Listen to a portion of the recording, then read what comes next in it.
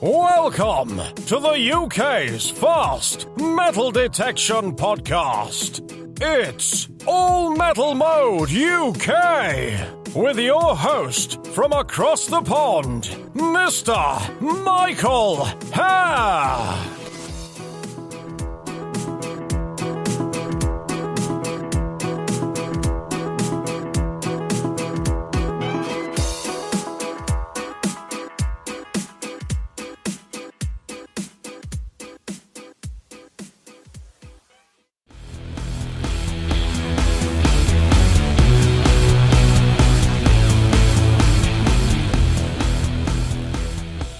Nocta Macro Detectors is the fastest growing manufacturer in the industry, and for good reason.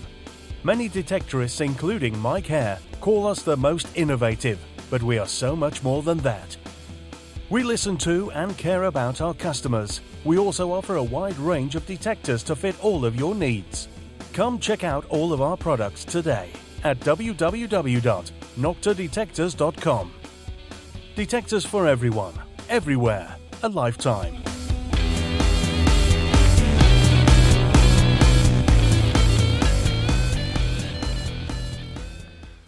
Good evening, everybody. This is Mike Hare, and you're listening to the All Metal Mode UK podcast with my special co-host, Mr. Dave Sadler. Tonight we have a really big show, something that Dave has really been looking forward to. He's shared some of Mark Olly's info with me and let me kind of research him. I'm very excited. Although I will probably be hanging back for the most part because this is Dave's thing. This is I know he's really been looking forward to it, but I'll definitely be jumping in with questions from time to time. And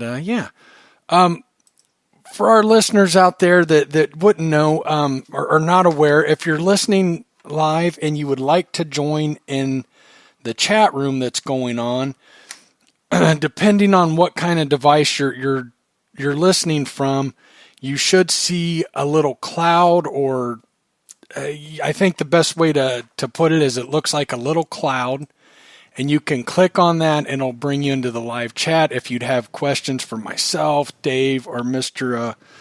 Mark Olly, we can do that throughout the podcast.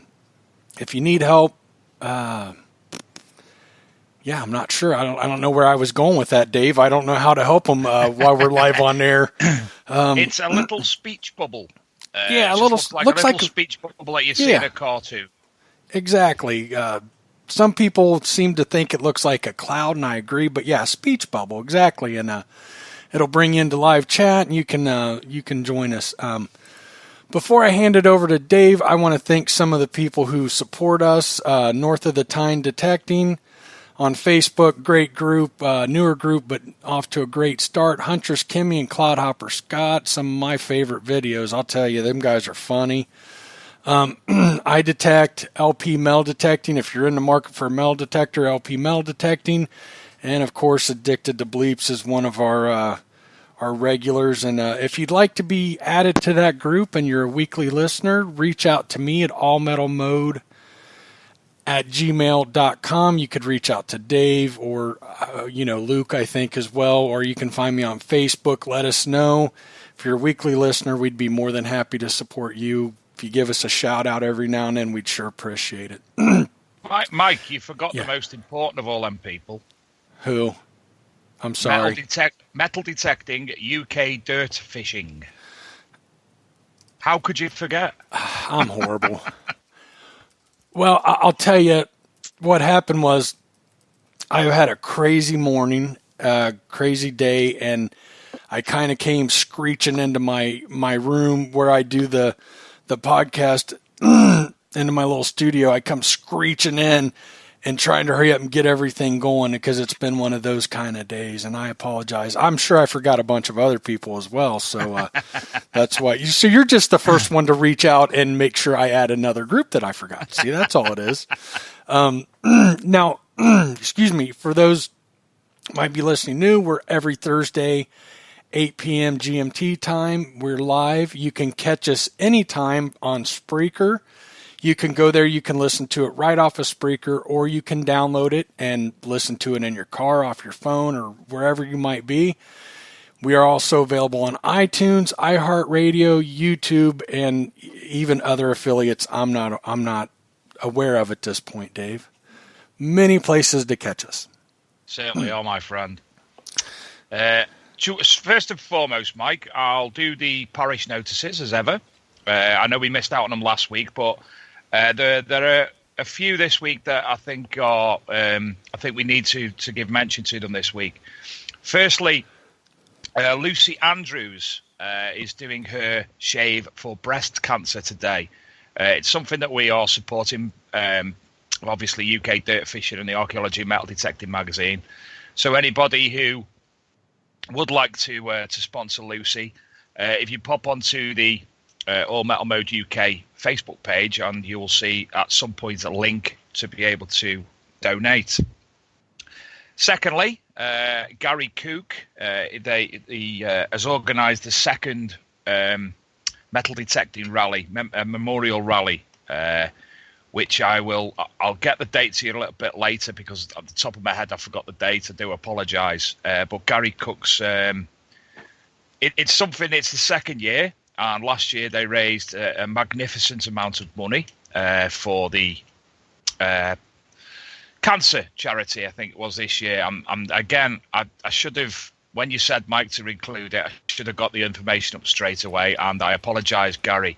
It's the Rodney Cook Memorial Charity Detecting Weekender. I think, if I'm right, it was in October last year, but I'm not 100% sure. But if you look on Facebook anyway for the Rodney Cook Memorial Charity Detecting Weekender, you will obviously find the information on that. And at the end of the show, I'll definitely get it to you. I'll ask, hopefully somebody listening will send it on over. And I think I've already just found it, actually. It's near Bath. Okay. It's on the 6th until the 8th of September. Limited to 500 detectorists. So please, if you are interested, get along to the Rodney Cook Memorial Charity Detecting Weekender, and you'll learn more. One other thing, Dave, I don't know if you mentioned, it's aimed at the children's leukemia is what I believe they're raising the money for this year. So I just wanted to throw that out there. Yeah, I'm sorry. I was looking it up as you were to try to help you out, but you got it, man. You got it. Yeah, all profits from the weekend to the Bath Royal United Hospital Cancer Care Unit and Click Sergeant. So there's that information for you in full. Again, if you do need that information, I will share that onto the Facebook page for the All Metal Mode UK. Next, Mike, it's a bit of very sad news. For people who are long-time listeners of this show will remember we had Randall Sullivan on late last year from the Curse of Oak Island. Yeah. And we had a fantastic chat with him. We learned a lot. He spoke about all the people. And one of the people he did speak about a lot was Dan Blankenship. Dan Blankenship has been working on Oak Island site since the 1950s and lived on the site. Unfortunately, this weekend, Dan Blankenship passed away. So obviously our condolences go out to him, his family, and all his friends on Oak Island. He was great to watch, really, really fantastic character, and he'd done a hell of a lot of work. Lastly this week, we've had a bit of a balls up by Cadbury's. Cadbury's are a chocolate manufacturer in the UK. And obviously they stock it worldwide. Now, silly old Cadbury's have been sending out a big, nice page to advertise their treasure hunt, and basically telling people to go to all and sundry locations in the UK, like Stonehenge and other places like that, and dig for gold. And obviously ourselves, we commented on it ourselves from the Archaeology and Metal Detecting magazine.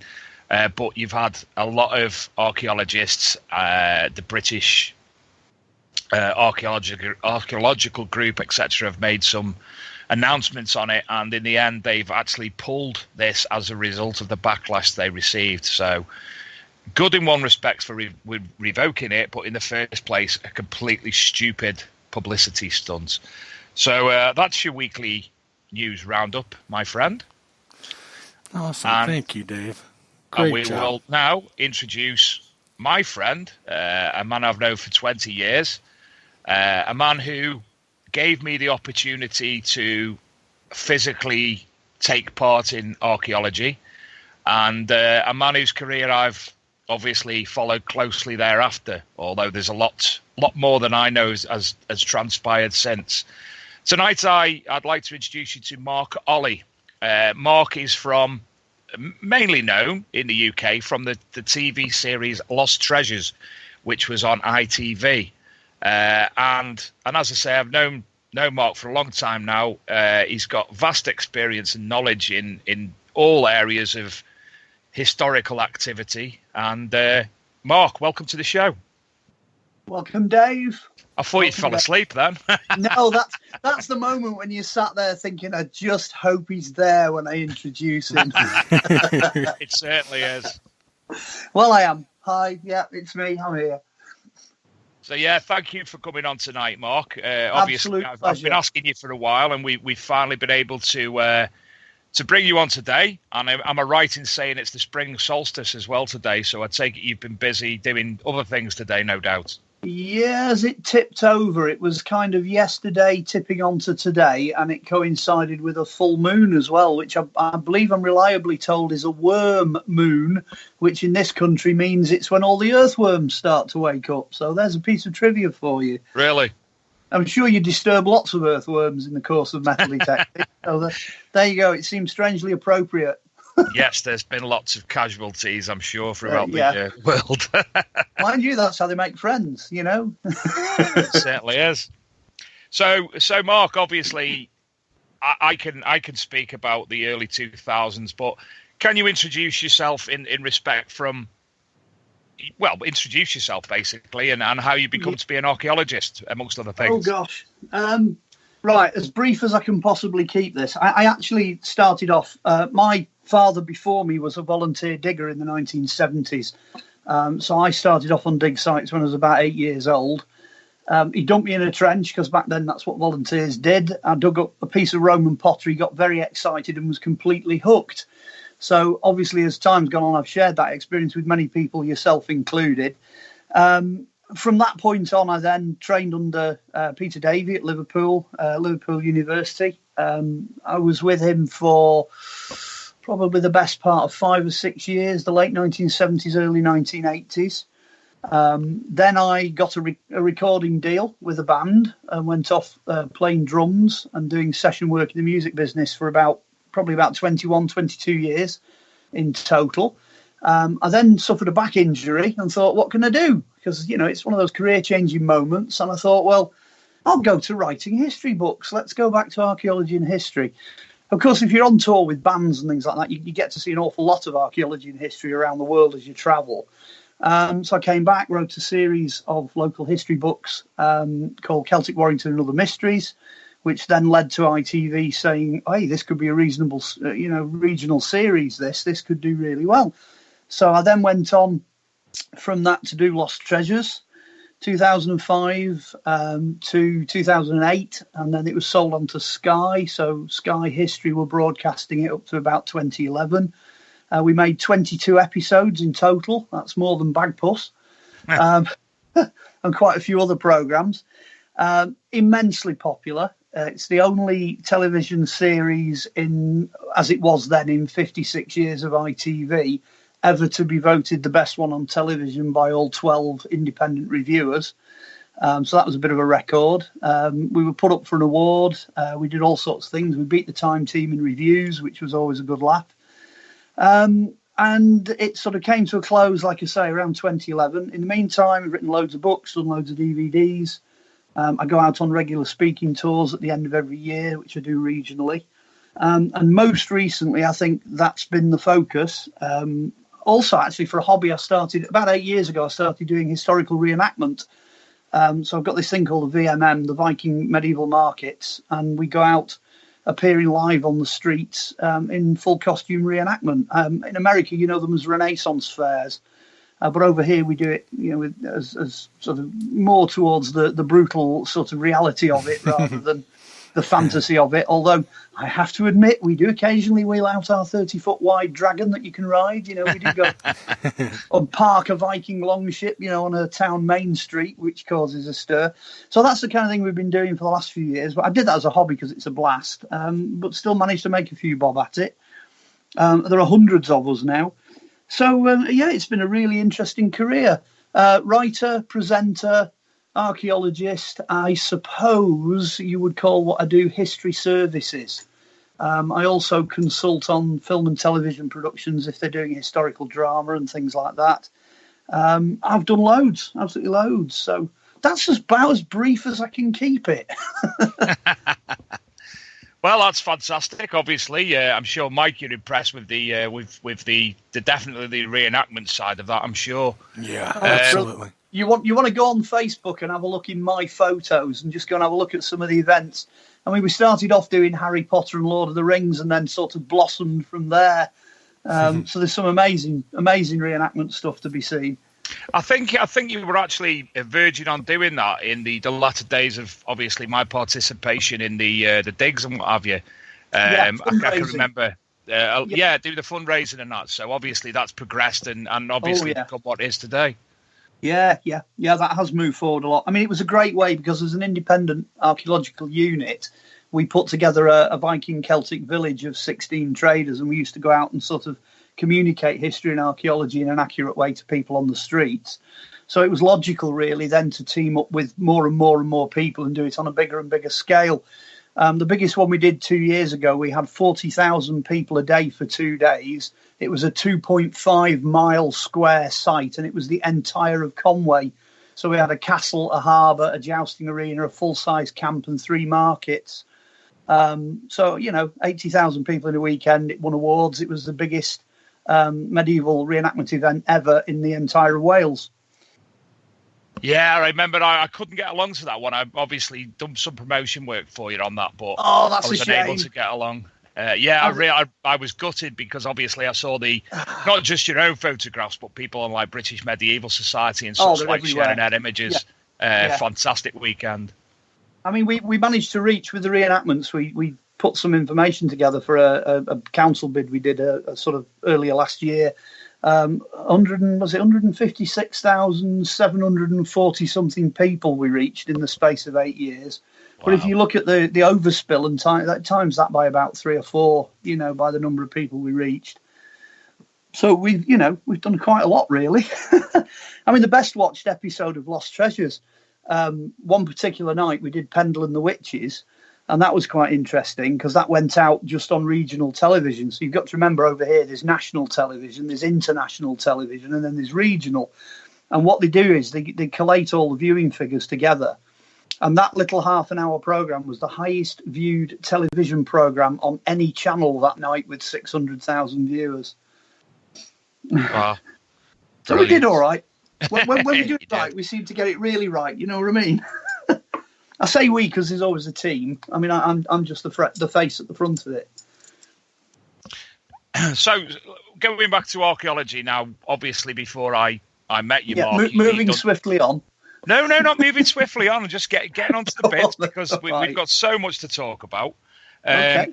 When obviously we first met each other, which was I think around 2001, 2002. Llanarmon and Yal in North Wales, which incidentally, when I've been sharing out the show tonight, a gentleman's been talking to me who actually lives there, and he's been following quite closely. They've been doing a dig at the castle lately, so they've been felling trees and such like. Anyway, so that was obviously when I first met you, and I started working for you on sites. Where, if I remember correctly, you did cast me with the term super dig. Yeah. Yeah. Sorry. It's all right. I'd forgotten that. I could get the turf off quicker than anyone, Mike. Anyway, so you've done numerous dig sites before. I can only start with my knowledge from there. I was obviously invited along with a friend of ours, Steve Parsons, and originally we were brought along to conduct a metal detecting survey of the site. Yeah. We had obviously multiple finds. I'll let you, if you remember, tell everyone what finds were there, obviously, because there'll be a lot of interest from metal detecting people tonight. Oh, it's difficult to remember. I knew you were going to ask me, and I knew. I can just remember a huge bucket of stuff that came up. The main thing I remember about Glenarman, there's an awful lot of organic finds that were quite significant, but it was such a varied site because we had wetland, we had an area of flooding that was water, we had Iron Age, Bronze Age, and Roman enclosure at the back. We had a medieval building. We had a frontage that had been fortified in the English Civil War, so there was a bit of a battle site. There was a smithy. And then there was that Ice Age cave that we started tunneling in and finished up dropping into a cavern that nobody knew was there. That was awesome. I mean, the site was absolutely incredible. And we did actually stay there for quite a long time at Glenarman. I think we were on there for about maybe 5 or 6 years, possibly longer. You joined us sort of, I don't know, a year or two in. Mm-hmm. And then metal detecting back then, this is, I suppose, a bit of a history. At the turn of the 21st century, it was still largely frowned on within the archaeological community. People hadn't really realised the full potential of it. People like Time Team and that, there were stories of them scattering washers on site to prevent metal detecting and all sorts of, Mick Aston didn't really like metal detecting.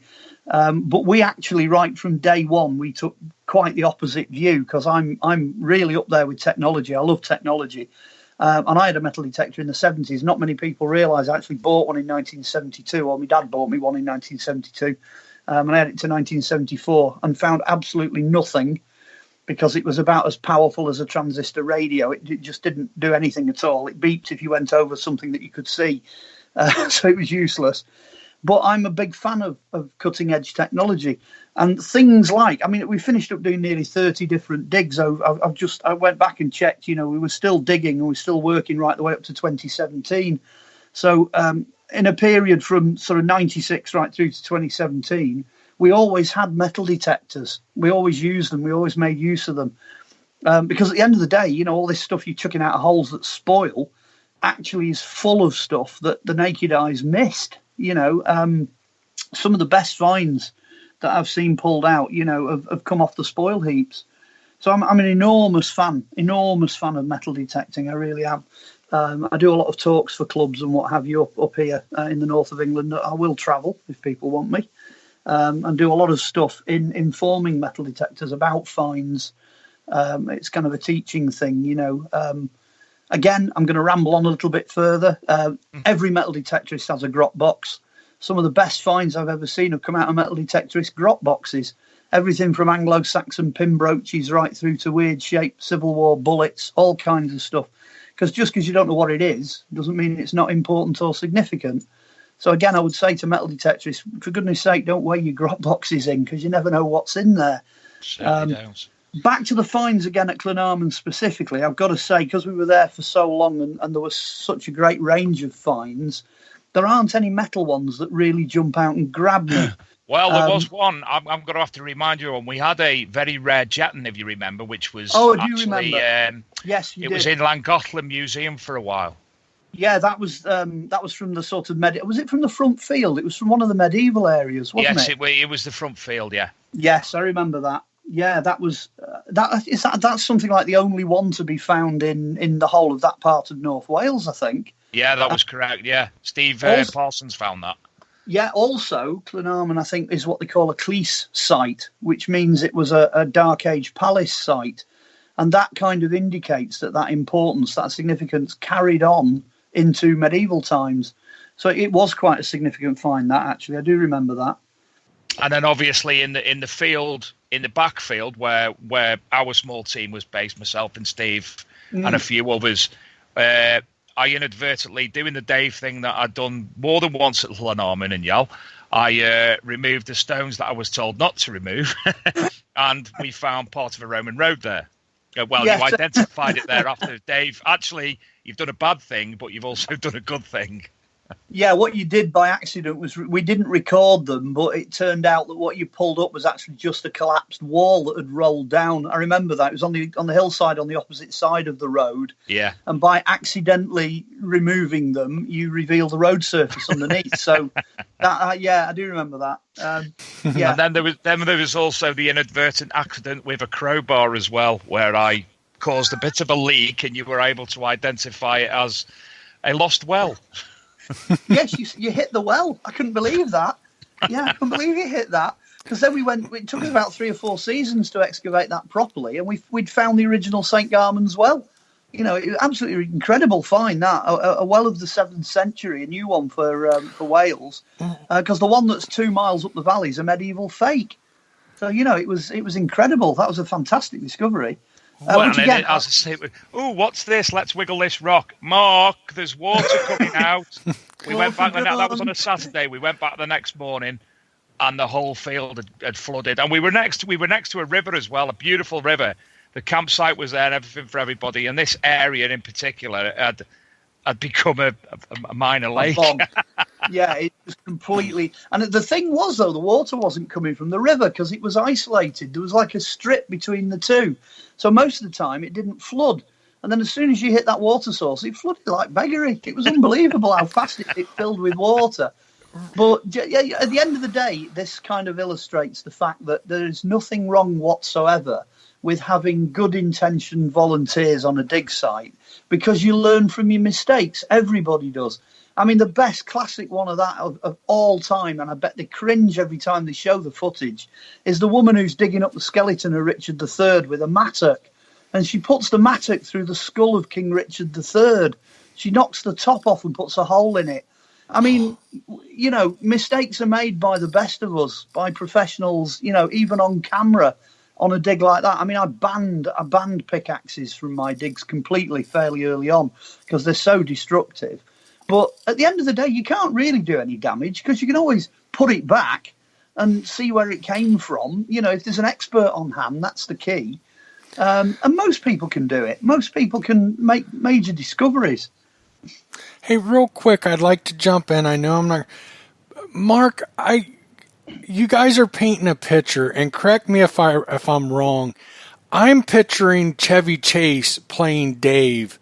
Yes. doing a dig. Am I about correct there? Is that a good analogy? Lampoon's Archeology. Mm-hmm. There are volunteers and there are enthusiastic volunteers, and then there's Dave. I mean, I'm imagining Chevy Chase and Dan Aykroyd out there on a dig. That's what I'm picturing. I don't think I would be being ingenuous if I said you're probably very close, very, very close there. Yes, I'd agree. This is one of the reasons I go to metal detecting. Yeah, it made for a superb dig, to be honest. The enthusiasm of the guys and the whole team. It became a huge team. There was about 30, 40 people involved by the time we'd finished because we were on there for a long time. And they all had their own unique skills. We even had one girl who was a speleologist, and in English that means gets into tiny spaces in caves.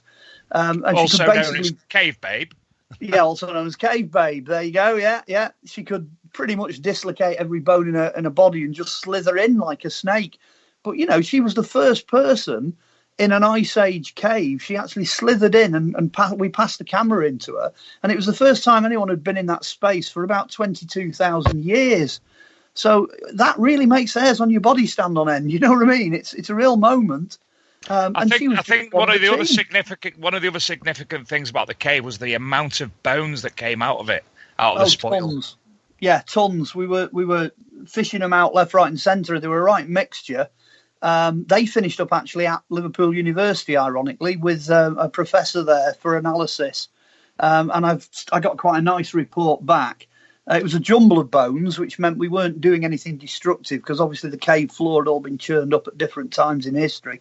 But some of the species identified and some of the things coming out were significantly prehistoric, which was very unusual, very, very unusual for Wales. Because it was all new. The whole cave, the whole exploration was new, so we were breaking new ground. And it was fantastic to be there. I mean, there was also people on site. For instance, we had Scott Lloyd on site, who was the author of The Keys to Avalon and Pendragon. There was some very, very experienced and people who are well known within the historical community taking part. And for me personally, that was fantastic to be able to meet them people, and participate. It's the difference between what we were doing, because what we were doing was going after sites and digging on sites where the site itself took precedent. So you were doing it because the site needed it, which is completely different from the commercial archaeology of today, which basically is running in front of a digger, trying to dig up whatever they do in terms of building damage and what have you, and getting it recorded before it disappears. So we're on a different timescale with a different agenda. But it also meant that in all the years that we were doing CWP, we always hit the target. We always produced results. And the results and the people we were working with were absolutely outstanding. You know, we had some of the best with honours on the teams regularly. And we always gave space to the old guys. You know, there's one guy came on Glenarman and he'd actually written the textbook on prehistoric cave animals for North Wales. And he came on and he was picking bones up, going, yeah, that one's a saber tooth. Yeah, that one's a brown bear. And he was just going through this tray of bones like nobody's business. What a guy, And these people were willing to support us. So they were fantastic times. I have to say we did video it all as well. There are video records of it. One day, with the landowner's permission, I might upload some of those videos. It'd be nice to be able to do that. But trust me, I've kept them. They're on archive. They're here. Because we had at least one major dig every year, so there's probably a series of about 8 or 10 videos of different digs. But obviously, visually, that preserves what you're doing in a far better way than it perhaps otherwise would. Moving on from North Wales, moving on from North Wales, there was also the Ruthin dig, and there was also the Kai Gurley. Now, the Kai Gurley dig, I was privy to the original tour of the site before it got put into practice. And that went on for a while also, I think. Yes. Yeah, we did a lot. I have to say as well, we didn't just limit ourselves to Wales. We did digs in Derbyshire. We did digs in Lancashire and Cheshire. The last major project we were working on, we were looking at a crashed German bomber for Widnes Borough Council. And then we took up a major survey. We've just finished it now, actually, for Bygone Times, which is the antiques warehouse up near Chorley. That was the entire of the South Lancashire Plains. We did a historical survey of that for them to try to put their building in context. So we've done loads and loads of stuff up here in the north. Very difficult area to deal with budget-wise. There's no money really for archaeology. It's been a shrinking industry since the turn of the 21st century. But we're still here and we're still doing it, basically. We're still cutting edge. So, we've done a lot. We've done a lot. You mentioned Cheshire. Obviously, I was also privy at Appleton Thorn. And then to me, another one of my favourite sites was at Manley in Cheshire. Yeah. And again, as well as everything that transpired, there was a tower there that, if I remember, was protected. You couldn't go near it, but it was falling apart. There'd be need work doing. There was the hall itself. But one of the most interesting things, again, Mike, was that Mark not employed as in paid, but employed metal detectorists to survey the site. And I think one of the most fascinating and interesting finds, metal detecting wise, I've ever seen was found on the site. Oh, there was cool. We sent a metal detectorist out into the field next door. This is a story of my life, by the way, because I'm the archaeologist who never found anything that was valuable. I've never had gold, silver, or anything like that. So we sent the team into the field next door because we knew that's where the medieval track went through. And I won't mention any names. I'll just keep it sort of fairly open. But there's a chap walking back to his car and swinging his detector machine, as you do. He walks past the telegraph pole, and sure enough, off goes a signal. First reaction that he has is, well, it's going to be, wire clippings or a bolt or something that's come off the pole. But, there's this mantra, dig every signal. Dig every signal. Don't assume that it's nothing. So he started digging and digging and digging, and he got quite a long way down. He got about 18 inches, about a foot and a half down. And it's this thing that he assumes is a ring pull off a Coke can or something like that. Anyway, it's not. It's now quite well known as the Manley ring, and it's got a black diamond in the top. It's 22.4 carat gold, I think it is. It used to have enamel panels around the side. It's got etched mottos into it and all sorts of things. E3 stars, E3 stars 3 around the bottom of it. It's got Alpha and Omega on it. It appears to be some kind of reliquary as well. It looks like there's something trapped inside a gold chamber on it. Anyway, the overwhelming eventual conclusion, the coroner went with the report that I wrote on it, because it was brought to me the following day. I did a page report straight away for it as a find. It went straight to Treasure. It got challenged all the way through the Treasure process that it was something of significance, and it went for £84,000 at the end. That was split between the finder and the landowner. So that was an absolute total 100% win.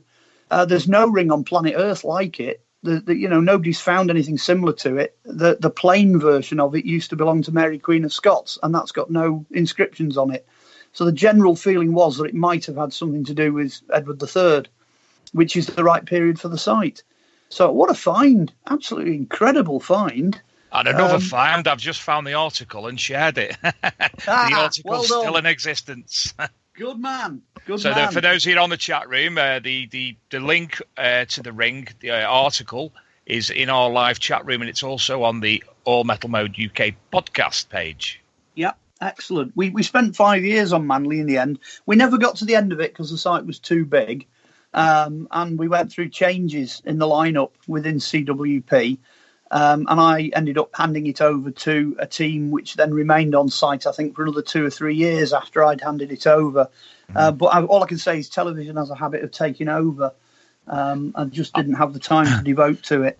I've actually been lucky, Mark, to actually read through the final report on the site. A friend of mine, I think she was on as a student on the site, yes. And she was able to provide me. So years later, after being a participant, I was able to read the full review. So that was fantastic. Yeah, because I left the report as far as I'd got to. I actually left that behind with the owner, you see, so he would have took it through then to completion. But again, that was a site that was just being ignored. There was no archaeology being done on it. We got the oldest medieval roof tile kiln ever found in the north of England off that site, from the 13th century. We got all sorts of finds on there. I mean, nothing for me material, not sort of financial, but a tremendous amount of information. Fabulous place to dig. It was. Now, again, we have to move on because there is so much to talk about. Yeah. You continue. Oh, actually, Mark, first and foremost, let you tell everybody, when you keep mentioning CWP, let you tell them what CWP stands for, and I'll tell them the game. Okay. Well, it began, like I say, when I wrote the first Celtic Warrington and Other Mysteries book in 1997. And that began with a conversation I had with a chap in Warrington Museum. I went into the museum, I think it was about 1994, 95. And the guy that was in there just said to him, okay, there's loads of Roman stuff in this museum. What about the things that were here before the Romans? And he just looked at me with this blank expression on his face. And he went, I don't think there was anything here before the Romans. So I started, at that time, I was really into the Celts. That was my specialist period, Celtic Dark Ages. And I just thought, I'm not having it. I'm not having the idea that the whole of the Mersey Valley is populated by Romans, by invaders. That's not right. There has to be something here, to do with the locals. Anyway, I said to this fella, I said, well, I'm going to write a book on it. And he went, oh, good luck with that. I don't think you'll find enough for a book. Anyway, 3 books and hundreds of pages later, I'd attracted a lot of enthusiastic people around me. So the CWP actually stands for Celtic Warrington Project. And there is a bit of a joke in that, because the idea of Celtic Warrington and Other Mysteries, the idea is that there is nothing in Warrington. Everybody thinks it's a new town. And it's right in the centre of the Mersey Valley. It's exactly 16 miles away from Liverpool and Manchester. And it was the original river crossing. So most of the prehistory in the archaeology centres on Warrington. So the idea, Celts and Warrington, it's an oxymoron. It's kind of self-contradicting. Nobody believed that even existed. And then, of course, that then blossomed into the archaeology group. It blossomed into the reenactment group, which, as you've observed, is still going. It blossomed into Lost Treasures, which was the television series. So we actually got to tell people through Sky, we got to tell people on a worldwide basis that in actual fact, there were more things here than just the Romans. And it just grew and grew. You could also say out of that, the VMM, the Viking Medieval Markets project that we've run for the last sort of 8-9 years, that also owes its origins to CWP, to Celtic Warrington Project, and the original 3 books. I've got to apologise publicly to everybody. There's supposed to be a book 4. There is a book 4 on my laptop somewhere, but I've just not had literally a moment to put it together. But trust me, before the day I drop dead, I will finish book 4, I promise. Although I do believe my publisher has actually passed away. But there you go. A bit of a sad end to that one, but there are other books. I have written other things and done other productions, but it's one of those. It will get finished, I promise you. Do you know, I'm making notes of things to ask you here, Mark. My bloody pen's just ran out. Oh. That's how many notes I'm making. Well, listen, I'll tell you what. I'm going to cheat. I'm going to dive in and do an advert, okay? Because I mentioned these books, the Celtic Warrington and Other Mysteries, right? There's book 1, book 2, and book 3. They're published on Churnet Valley Books. And if you go into Waterstones, you can get on their computer, type my name in as an author, and they will come up. Now, if Waterstones happen to say to you, I'm sorry, we don't have one available, it's nonsense, because there are stocks of all 3 books that are held by the publisher. So if you go back to Churnet Valley, you can get 1, 2, and 3. Don't bother with Amazon, because if you want book 1, there was one on there for 95 quid the other day, and it should only be 99. So they're really hard to get hold of, but you're going to have to go to Churnet Valley. So that's the key. If you then want the next series that follows on from that, because I can tell you something about what I'm doing now, there's a book out there called The Disappearing Ninth Legion, and I did that for John Hunt Publishing. That went out on O Books. That's all about the legion that marched out of York, never to be seen again. It's pretty much the definitive book on that. I followed that up with one called The Life and Times of the Real Robin Hood. And what's important about this is the way it's spelt, ROBYNHOODE. So it's not spelt the regular way. But that should still come up if you type my name in, okay, which is spelt OLLY. You should be able to get that. That, again, John Hunt Publishing, it came out on Kronos Books. The president of the Worldwide Robin Hood Society reviewed the book as the best book on Robin Hood ever written. So I recommend that. There's also a DVD that you can buy by the same name, which you can get on Amazon and what have you if you want to, or just come to my production company, Mythco, MYTHCO, and you'll find it on there. Lastly, but not least, I think it's number 3 in the Amazon bestsellers. There's a book called Revealing the Green Man, which is the definitive story of how the Green Man as an image and a religious thing developed. And that, again, it's John Hunt Publishing, and that's on Moon Books. So that gets rid of my book advertising, okay? That's where I'm up to. Now, for people who are interested, Mark, we ran an advertisement for you coming on the show this week. I added 2 direct links to Amazon. One was for The Disappearing Ninth Legion, and the other one was for The Life and Times of the Real Robin Hood. And I've just clicked on to make sure they are still working. And your price-wise, you've got some. You do have some bargain books on there. Revealing the Green Man, Celtic Warrington and Other Mysteries, book 3. The Life and Times of the Real Robin Hood. Another thing that you did, Europe's Roswell, the UFO crasher in Aberystwyth. Well, yeah, DVDs. If you're really lucky, I mean, if you mention Europe's Roswell, I've got to say there are 2 really, really hard DVDs to get hold of. Because I know Mike mentioned he wanted to watch a little bit more of what I do. If you can find them, because there are only 500 of each made, there was actually a DVD produced of the whole of Series 1 of Lost Treasures. So episodes 1 to 6 were commercially available on a DVD with a blue cover that was put out when we did Season 1. So if you're lucky and you can find one of those, because they're like gold dust, the Lost Treasures one's out there. And then Sky commissioned us to do a couple of specials for them as an offshoot. And one of those was released as Britain's Lost Mega Fortress, the dramatic story of Rome's greatest mystery, which deals with Chester, because Chester is a really important capital city. So if you want to know more about that, Again, there's only 500 of those. They'll be out there somewhere, but they are officially sold out. When that used to be on the History Channel, the run on the History Channel, and that was very interesting because I'm from Ellesmere Port, which for listeners who don't know is 7 miles from Chester. So being brought up in school and such like, a lot of my learning was about the Roman Chester. Having this introduced to me via the telly, and obviously, Mark Olly's on telly, I'll watch Mark Olly. I didn't know the story of the mega fortress, so it was highly interesting to me. Well, it's significant on a worldwide scale because it's the biggest Roman military installation ever built. There's no other fortress in the whole of the Roman world that comes close to it. It's also got a link, I believe that it's got a link to King Arthur, but not the one that was actually put out in the television programme, because the same production company did one on King Arthur, which I didn't entirely agree with. King Arthur's Real Round Table revealed. But I actually have a different idea on that. I've just completed a book, actually, the Polychronicon of Merlin, Joseph and Arthur. And it's a complete history of the entire of the Arthurian epoch, if you like, everything to do with Arthur from start to finish. And the reason I'm mentioning it is if there's a publisher out there, I am currently looking for a publisher for it. It's a bit of a monster. It's took me 43 years to write. And it's got everything in it.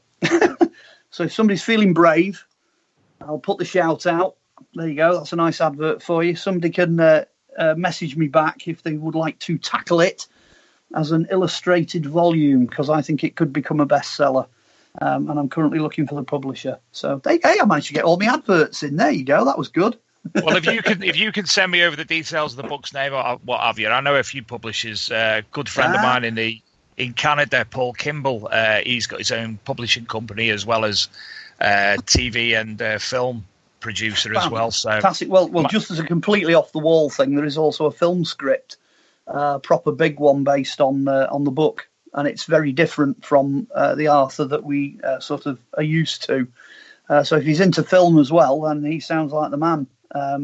Basically, just link us up, just because I can email the book out because it's digital.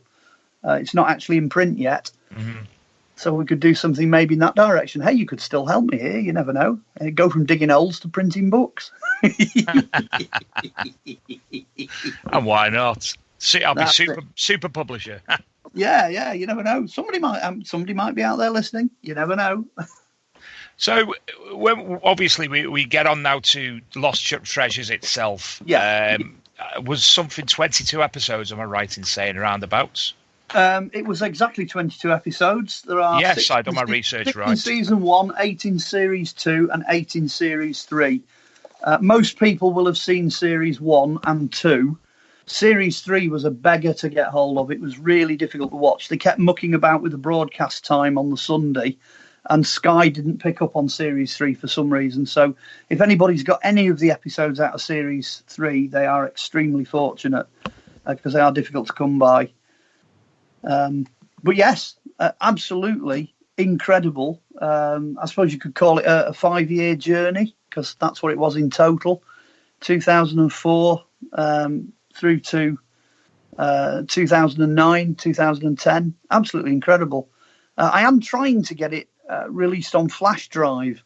The trouble is the amount of data that is contained in that number of episodes is too big to release it as a standard DVD. Mm-hmm. You'd end up with about 5 or 6 discs, which I know most people can cope with that nowadays. That is a format people are used to. But the flash drive is the opposite. You can get loads of information on a flash drive. There's a couple of unreleased interviews as well, and 1 or 2 bits of CGI and outtakes that are knocking around. To be honest, I'd like to put the entire lot together with the photo archive and just sell it as a complete thing. I do own the entire rights to the whole series because I never signed it over to ITV. It was kind of used under license through the production company, so I can release it. But the trouble is the formats are different because the first series was 2005 and it was done in standard format, the square format and ordinary definition. Mm-hmm. Series 2, which was 2007, is widescreen, but it's not HD. And Series 3 is widescreen HD full Nicam stereo, so the episodes don't line up, they don't match, so it's going to prove really difficult to make it work, but hopefully I can say hopefully later this year we're going to do a black tin with a black flash drive in it, and it will be everything that we've got. And hopefully you'll be able to buy that, probably from Mythco, again, from my production company. And it'll be a limited run. It'll be a fan box, a fan set. That's what we're aiming for. What else do you want to know about Lost Treasures? Anything else in particular? Well, how did it originally come about? There must have been a point where it was like, right, would you like to do this show? Yeah, I've got to be honest, actually, the way this worked. I worked on a project through Chester University with a producer who was teaching there called Phil Hurst. And we went and did a documentary for a private client in North Wales called Downing. And Phil was looking for a presenter for the documentary. And I got in front of the camera. And I mean, to be honest, I'd done camera work before. I'd done history detectives for Carlton Television and quite a few other bits and bobs. So I just dove in like I do. And we got to the end of the shoot for the documentary, and he turned to me and he just went, "Well, we don't need a presenter, do we?" And I was like, "Oh, why is that?" He said, "Well, you've pretty much done it." Oh, I said, "All right, and okay." Following year, 2005, ITV then had picked up on this idea of doing a TV series, a regional history series. And I'd given Phil a lot of script material based on the Celtic Warrington books, because they break down into nice, neat chunks. You can go around to different villages and different places, and the history kind of works. So Phil said, "Well, come on, let's go down to ITV and pitch this and see what they say." So we walked into this room, and there's this top executive producer guy sat there, and he said, "Right, go on then, sell it to me." So Phil starts out like all producers do, and he's very stinted, and he's talking about scripts and budgets, and every so often I'd jump in and I'd go, "Yeah, but there's a dinosaur footprint there," and then I'd jump in and I'd be like, "Yeah, but the oldest man-made object in Cheshire comes from the end of that lake," and things like that. Anyway, got to the end of this, and this executive guy leaned forward on his table, and he said, "Well, Phil, I really like the idea and I really like the pitch, but I'm only going to take this program on one condition." And Phil looked at him, and this fella turned to me and he went, "This guy here presents it." And there was this silence because Phil looked at me and I looked at him. I was quite horrified at the idea of doing that, because obviously I'm just the writer at this stage, and a guest interviewee on other things. So I'm looking at Phil, and Phil's looking at me. We both looked back at this producer, and we both went, "Yeah, right, okay, yeah, we'll do it." So we'd sort of landed the series, and then sort of the postscript to this is we did a trailer. We cobbled a few things together, and I stuck a hat and a long coat on. And I mean, I might even put the trailer on this box set just to show people how we started. And we got this idea. I mean, it's got a stonking theme by a band called Nightwish. This Ghost Love score it's a great theme for a program, and Nightwish had said we could use it, so that was fine. Nobody had got the name Lost Treasures, which we were absolutely gobsmacked at. We were positive that somebody would have got that name, but nobody had, so that worked in our favour. Anyway, first day of filming, which is the Winnick episode, and I'd gone off, disappeared, and come back and had this costume made with this big hat and this black sort of, Van Helsing coat and a big set of new rocks and all that. And I hadn't told anybody I'd done it. So the whole crew's there and the producer's there and everybody's there. And I kept walking around the corner in this costume. And there was this sort of uncomfortable minute silence. And everyone was just kind of, "Oh, what's he gone and done?" And then you could slowly see the penny dropping. And you could see Phil sort of looking at me, and he kind of went, "Do you know what?" He said, "This might actually work." So what we did was we came up with this idea of ITV's Time Lord, this Time Lord travelling historian guy. And people might get it or they might not, but in every single episode, I kind of blur out or phase out and then reappear somewhere else. And you can see that no matter where I am in context, I fit, because I'm a historical character. I look like a historical character. Plus the fact, because it's black and you're watching it on a tiny TV screen, it draws the eye. So actually, because I did my stint at art college when I sort of earlier on when I'd done my O-levels, and I know about the design of things and how things attract the eye, and it just worked really well. Anyway, of course, when ITV saw it, they were just absolutely over the moon. They were overjoyed because they love quirky characters. That's ITV's thing. So we stayed with it. Season 2, Season 1 was the Van Helsing. It was the Witchfinder costume, as it's known. Series 2 was Space Cowboy. if you have a look at series 2, I'm actually wearing this thing with grey leather attachments, and things have changed. The hat's slightly different, the boots are completely different. And then we got sort of a manga Time Lord, which we brought in series 3, which is this massive coat that's manga designs all over it in red. So I started off black, then I went grey and black, and then I went red and black. The next plan, if we'd have got a fourth series, or if the series is resurrected, was to go green and black. That would have been the next one, and we'd have gone really futuristic with it. So, you know, it had a sort of a rolling design ethos behind it. If anyone wonders where my TARDIS is, by the way, it's the wristwatch that I wear on my right hand, because it broke on day one of filming, and I was stuck with it for the rest of the series for continuity. So if anybody wonders how I managed to dematerialise and rematerialise somewhere else, all these sci-fi geeks, you know, it's this little red thing that's on my wrist. These are just all the quirky stories, the backstories. Well, that's how we got it. That's how it came about. And what you see on the series is exactly what it's like. We had a rough idea of where we were going, but a lot of it was shot guerrilla style. So you literally turn up. You don't know what you're going to get or who's going to be there or what people are going to say. We didn't cheat. All the finds that occur during the series are made live on air. You know, one or two things. There's nothing planted. And all the people we meet are not primed. We don't prime anybody. We were actually, here's a little piece of trivia for you. ITV Granada do not do archaeology.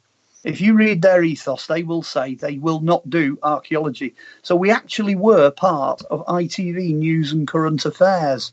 That was the actual what we were. So a lot of the archaeology we report on that's not in the books is new. It's all new, cutting edge stuff. But there you are. There's a bit of trivia for you. Does that kind of answer the question? It certainly does. Now, of all the episodes that you made, the 22 episodes, which was your standout episode? Oh, gosh. I'm going to cheat, and I'm going to say that there's one for each series. I think the standout for season 1 would be the first episode, which is the Winnick and the Giants one, simply because it's the first one, and we just knew as soon as we did that episode, we knew what we had and where we were going with it. There are very, very few television series that are perfect from the minute they start, and it just worked, and it stayed working right through to the last episode, so that's got to be a real outstanding one.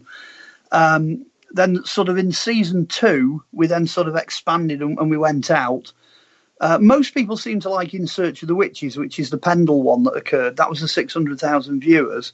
But the following week, so that's episode 4, the following week, episode 5, Druid's End, which is Anglesey, I think is my personal favourite. That was a really, really good episode. That held together well, and we were on new territory. And then in the last series, I would have to say the last episode, The Secret History of Manchester, because we really, really got stuck into Manchester. And there's this amazing moment, and I don't know if people actually realise what's happening as they're watching it.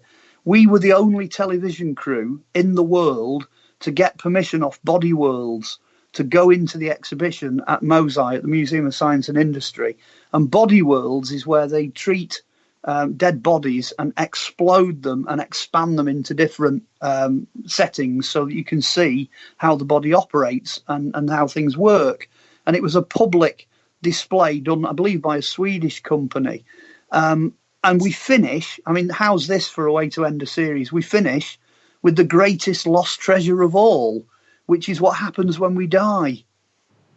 And I don't know if people got that, because it also, the same episode featured Lindo Man, and it featured bog bodies. It featured this whole idea of a death and passage and going on to somewhere else. And that is, without doubt, the greatest lost treasure. So it was like we began at Winnick and we ended at Manchester, and the whole thing, the whole 3 seasons were bracketed.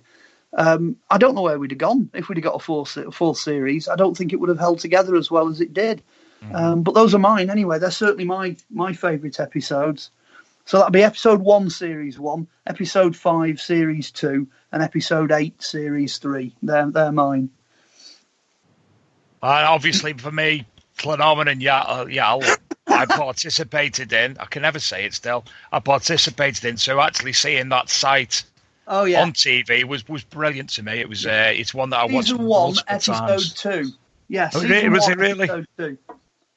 There you go, Mike. You'll be able to, if we can find that, you'll be able to watch that and know somewhere that I've actually Metal detected and took part in archaeology. I was going to say the bad news is the only episode that's out there with permission, which is a low definition version of it, is Winnick and the Giants. It's the only one that's on the internet. The only reason it survived is, and the only reason ITV haven't taken it down, is it was put up for charity.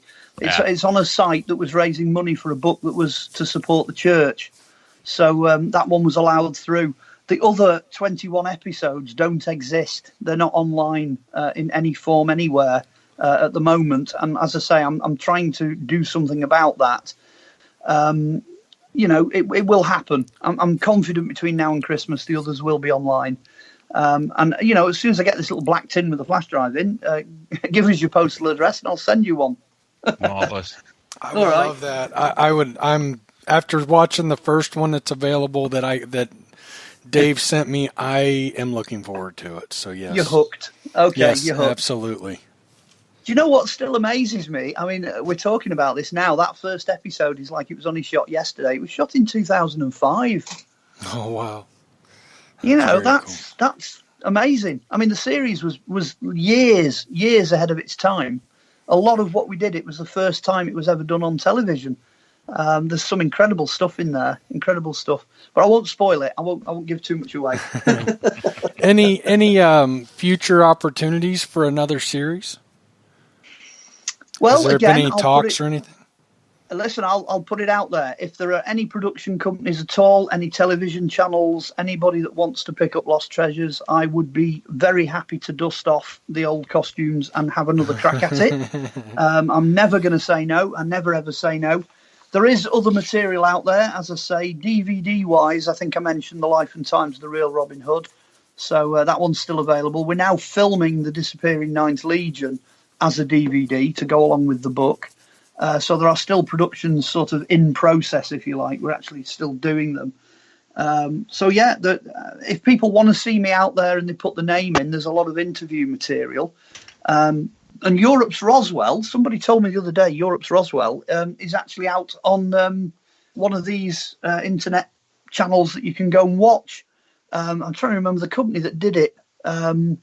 Reality Films, which I believe are based in America. I believe it's there, and it's on one of these streaming things, Netflix or something.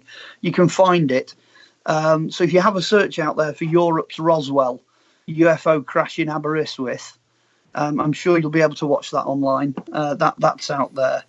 There's so much stuff knocking around, I lose track of it. Am I also right in saying, Mark, that some of the events that you do, like I saw you at the Buxton Mind, Body and Spirit Fair, you were lecturing and you had a stall. Yeah. And on your stall, you have a piece of the material from the alleged crash, but also you do have some of your books, DVDs, etc. as well for sale if anybody sees you out there.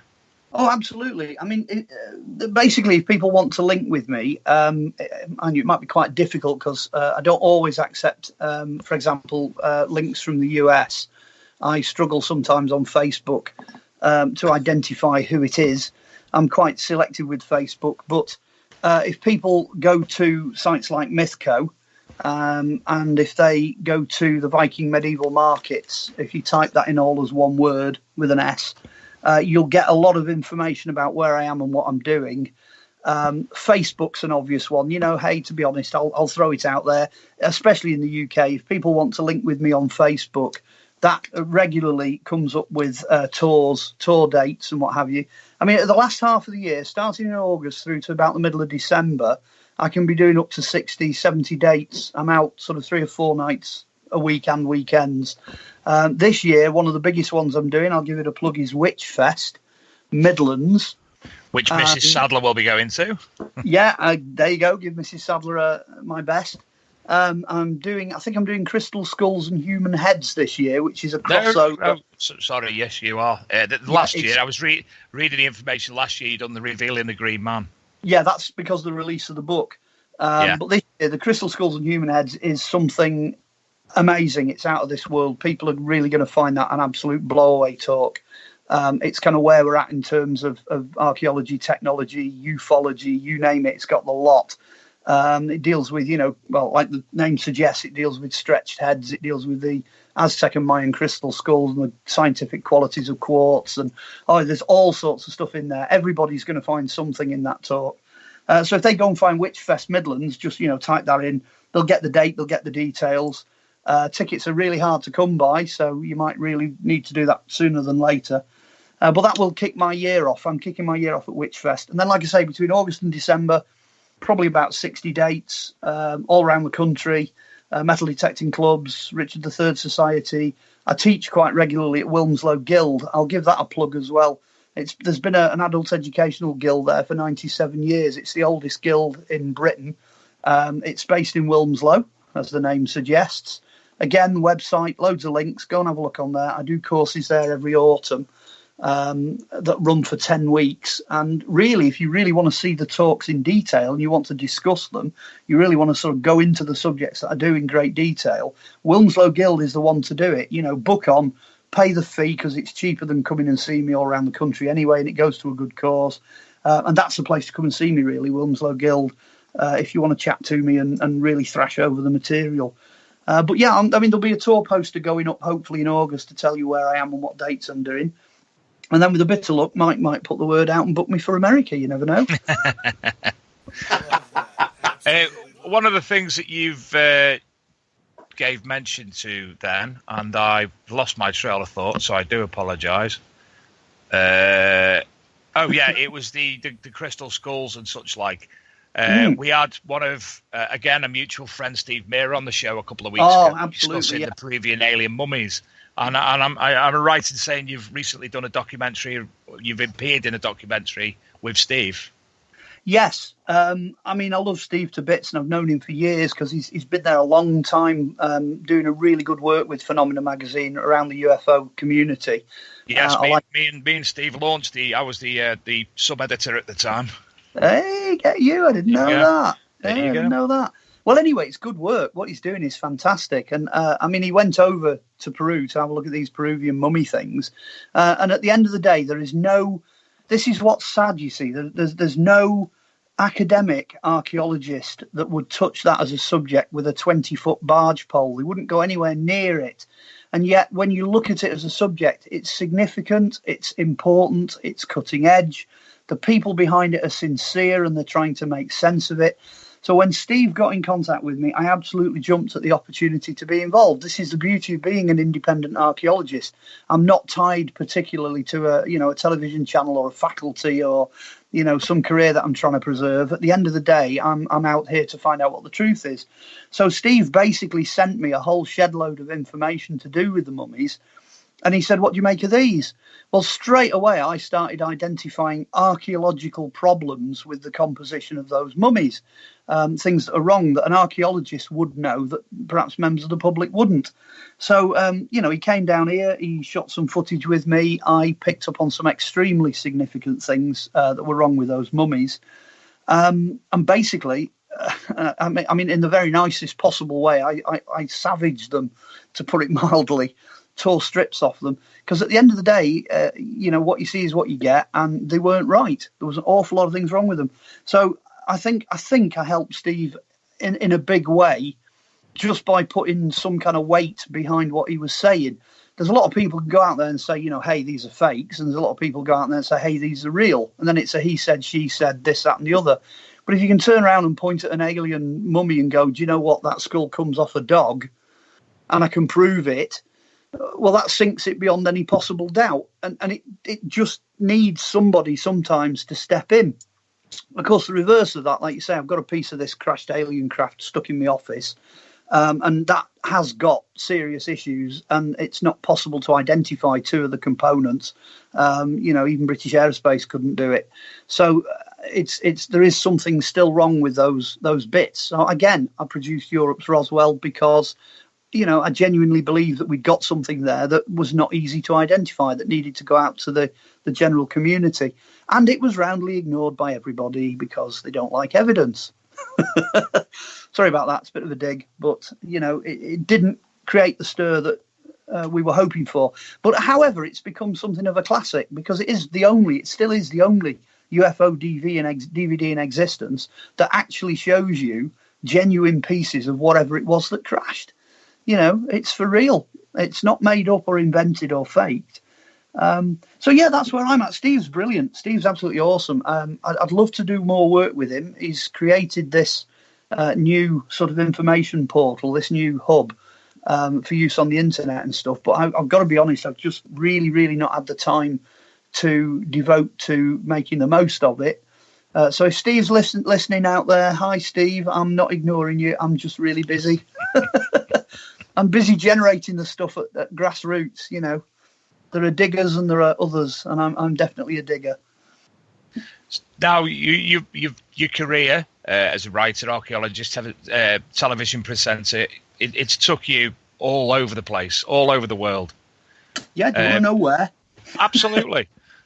Okay, I'm sorry about this. I'm a bit nerdy like that. I actually went and had a look where I'd been. Okay, Ireland, here we go. Ireland, Dublin, Norway, Oslo, France, Egypt, Italy, including Rome, Bulgaria, Cyprus, South America, Turkey, Tunisia, Malta and Gozo, and more recently North Africa, including Marrakesh, the Atlas Mountains, and Sub-Sahara. So there you go, plus the entire of the UK. I do try and get out and play if I can. Now, am I right in also saying when you went to Egypt, you were actually employed at that time as an Egyptologist tour guide? Yes, it's true. Yeah, it's true to say. Basically, a very, very well-respected lady called Barbara Mickle-John-Free, who I love to bits. Big hugs if she's listening. Very big in the witchy community. We've done a lot of work together at that time, in sort of the early part of the 2000s, and she put a tour together, and the intention was to sort of combine genuine archaeology with genuine spirituality. So hats off to her for giving it a really good go.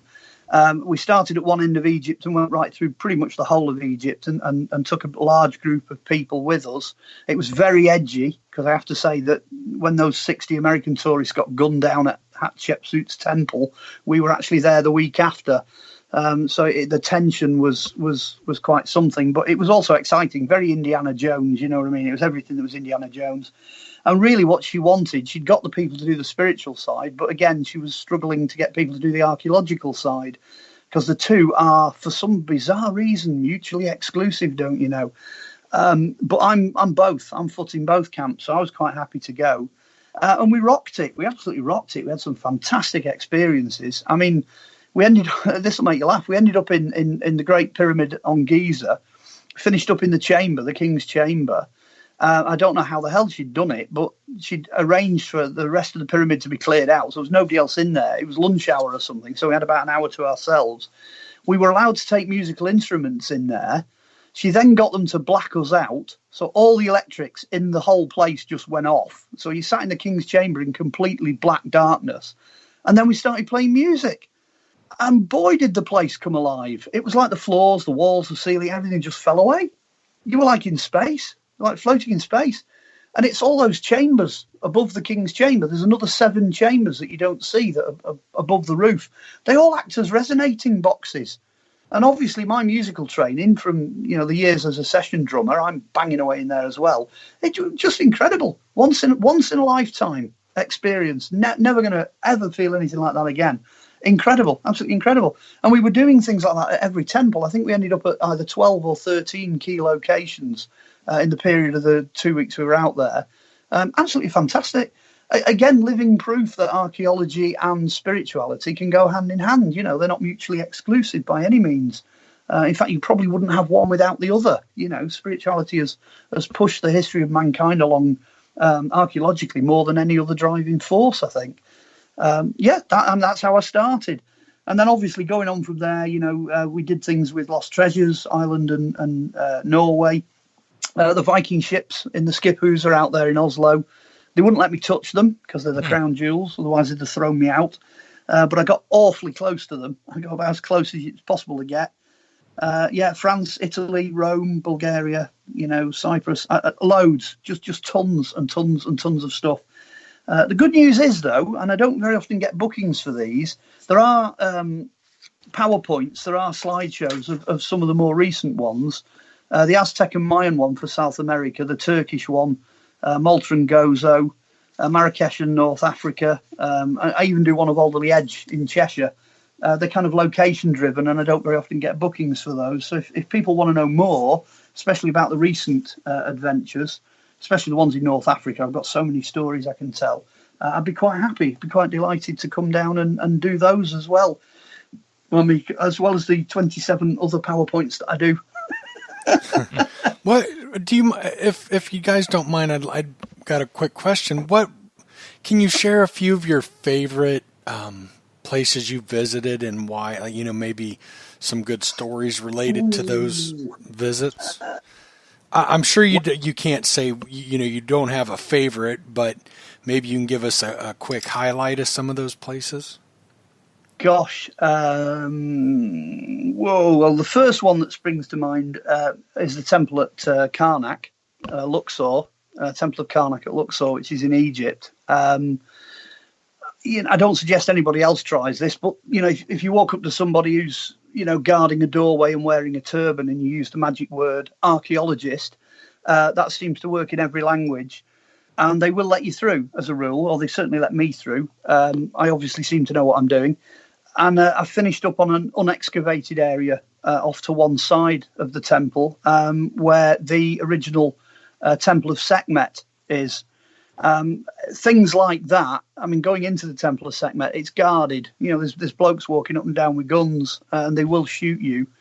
But the opportunity to go into an area like that that's only partially excavated and have a proper look at it, as there's no guide, nobody tells you any of the information. You've got to be able to understand what you're seeing. But that was privileged access. It just happened. I just kind of went in on my lunch break, from everything else I was doing. But to stand there in front of this massive black basalt figure of a cat-faced goddess rising out of the sand, stuck in a room that looks like a stage set for Indiana Jones with a little square hole in the roof and a beam of light coming through. That is a real experience, to be able to be there and experience that. What else can I say? Marrakesh, go and visit Marrakesh. Everybody should go and visit Marrakesh. It's the biggest marketplace in North Africa. It's absolutely bonkers. It's like being in some weird, deranged video game. There's kids kicking balls next to, articulated trucks and buses that are trying to get through streets that are only wide enough for a bicycle. Signs sticking out, electric wires everywhere, people on scooters, donkeys, and it's just permanently going on all the time. And you're in the middle of it. Are you still there? Oh, we're here. Yeah, you're still there. You're right in the middle of it, and there's all this smoke and noise and smells, and there's about 1,600 traders crammed into these tiny little corridors in the souks. The whole thing is just amazing, mind-boggling. And then all of a sudden, right in the middle of it, you walk into a mosque that was built in like 1100, and it looks like it was built yesterday. And it just puts what we had in the West in the Crusader era, it just puts it in the shade. Our castles look like clumsy attempts at buildings compared to what they were putting up out there. And that just hits you. It just slaps you in the face how much more technologically advanced they were. The stories go on. The stories are endless. I mean, Rome was absolutely fantastic. I finished up wandering around the Colosseum on my own because for some reason I was in there after closing. Can't remember how I got there. That's a fantastic experience to be in a building that's normally crowded and noisy and full of people. Any building, doesn't matter where it is in the world, if you get a moment to be there and just be on your own and connect with the place and connect with the building, you get something. There are things. I don't think there's a human being alive that wouldn't be moved by something like that. By just having a moment. There are thousands of those kind of moments. Absolutely thousands. South America. Silly things like South America. I wanted to come back with a flint spearhead. Because I used to do Aztec talks in schools. I don't do them anymore. Retired from schools work now. But I wanted this Aztec spearhead, and I wandered into this little craft centre because they're all down the sides of the road and they're all run by different Aztec tribes. They're all trying to raise money for themselves. And so I wandered in, and I just walked over to this table, and it had this little Aztec lady sat behind in traditional dress, and I kind of, signaled to her in the international language of let's try and draw this thing in the air, and tried to explain to her what it was. Turned out she'd got a passing grasp of English. And what I gathered was in the whole entire of this craft centre, they'd got one. They'd got one of these spearheads, and it's made of volcanic obsidian. And she went and got it and walked out, and blow me if it's not shot through with gold. There's gold powder running all the way through it. And she explained to me that there's only one volcano in the entire of the Yucatan Peninsula that produces this stuff, and she's only got the one. And she sold it to me for about 75p. Wow. I could have kissed her. You know what I mean? It was unbelievable. And then you walk out holding this object thinking, I've travelled 3/4 of the way across the globe to a country that I have nothing in common with whatsoever, with the sole intention of coming back with one of these so I can show the kids when I get into school. And I find the only one in the only craft centre that I've stopped in that they've had in stock for years, and I walk out with it. And you think, there's no such thing as coincidence, That's incredible. Absolutely incredible. And that's when you light up. It lights you up. It makes you realise that your life isn't an accident. There must be a plan in there somewhere. And once you get out and start swimming in the world, it kind of, the tide takes over and it carries you. And you go with the flow. I mean, going back to deferring to Dave, Dave will know. There were so many finds on so many archaeological sites that you could not put down to them being an accident. Stuff gives itself up to you. If you put the energies out there and you go to these places and you work with the people and you understand what you're dealing with, that understanding alone seems to give you the attraction. It gives you the ability to attract what you're looking for. Another story, 2 stories. I'll finish on 2 stories because they're both very similar. I'm out in a field, Britain, rainy day, overcast. We're not far from Knutsford. We're actually on a farmer's field, just wandering around, doing a survey, picking bits and bobs up. And with a lady who's a photographer, she's not an archaeologist. She just takes photographs. She did a lot of the ones for Celtic Warrington. And she picks a stone up and she goes, "Is this anything?" And she hands it to me. And it's about the size of a tennis ball, probably a little bit smaller than a baseball. And it's got a spike on the top. And I'm looking at this thing and I'm thinking, yeah, it's definitely something. It looks like a prehistoric flint tool. Now, there's no flint in Cheshire. So if you find flint, it's been brought there by somebody else. So I said, okay, I'll see what I can find out about this. Let's see if we can find any more. So we wander out, pick up about another maybe 6 or 8 pieces of flint from the surrounding area. And anyway, I ended up taking this to Cambridge, to a professor down at Cambridge. And I said, do you have any idea what this is? He said, yeah, I know exactly what it is. Where do you get it from? I said, well, I got it off a field in Cheshire. And I described where this field was. And he said, no, you're pulling my leg. He said, where did you really get it from? I said, no, I really, really genuinely did get it off a field in Cheshire. And he said, well, we know exactly what this axe is. He said, because there's a type site in Britain called Hoxney in Suffolk. And he said, these flints, these chipping axes, because they're prehistoric tools, he said, they're coming out of layers that have carbon deposits, so we can date them. And he said, what you found is a Hoxneyan butchering tool from a campsite of some kind because of the other tools that are with it. And he said it dates from 480,000 BC. He said it's made by Homo erectus. And he said what your little camera lady has just done is change British history, because you're supposed to be under 2 miles of ice. He said the ice sheets are supposed to come down to Birmingham. He said, but quite obviously they didn't. They obviously backed off far enough to be on the other side of the Mersey Valley for this campsite to have this axe in it. Awesome. Same thing applies to Malta and Gozo. I was on Malta and Gozo last year, and I'm walking around one of their favourite, famous prehistoric buildings. They've got these really old temples that go back, 8 or 10,000 BC. They've got the oldest standing buildings, anywhere in the world. I'm wandering around. I'm on the public path and minding my own business, and I look down on the path, and right in the middle of the path, getting hammered, because I mean getting hammered, they get millions of tourists around these things. Right in the middle of the path is a stone. And this stone is about the size of a generous piece of steak that you'd throw on a barbecue. So, it's about, 8 or 10 inches high, about 5 or 6 inches wide. I can't do that in metric off the top of my head, but it's quite big anyway. It looks like a huge piece of meat that you'd hold in 2 hands. And I turn it over and I just held it up to the missus, who'd gone a bit further down the way, held it up to the missus, and she looked at me and I looked at her. Even she could tell that this thing is an axe.